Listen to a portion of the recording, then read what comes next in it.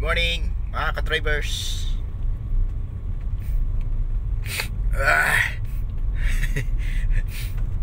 Ang lamig maligaw mga ka-drivers mga ganitong oras. Right. Papasok na ako ng trabaho ngayon mga ka-drivers dahil yung aking alaga ay may maagang pasok, no? May field trip. So balik na pala ngayon yung mga estudyante ngayon sa school, no?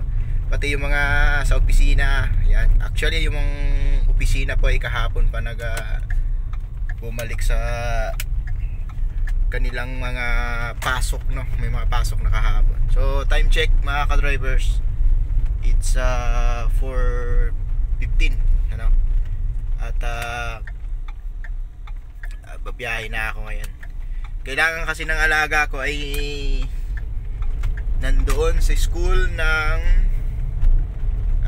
5 o'clock, no? So actually dapat alas 4 pa lang pumasok na ako.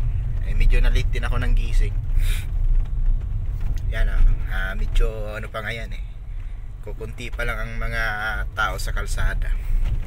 Yun, shoutout sa mga ka-drivers dyan na ganitong oras gumigising para lang pumasok sa kanilang trabaho. Actually ngayon lang naman to mga ka-drivers kasi ang alaga ko ay may field trip.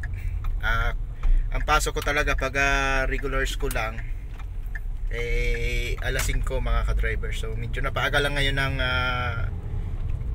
ng isang oras, no? Yun, sarap bumiyahe ng ganito, ano? Halos wala pang mga sasakyan sa kalsada. Alright, ingat-ingat kayo mga ka-drivers sa inyong paglalakbay sa araw na ito, sa inyong trabaho. Bye.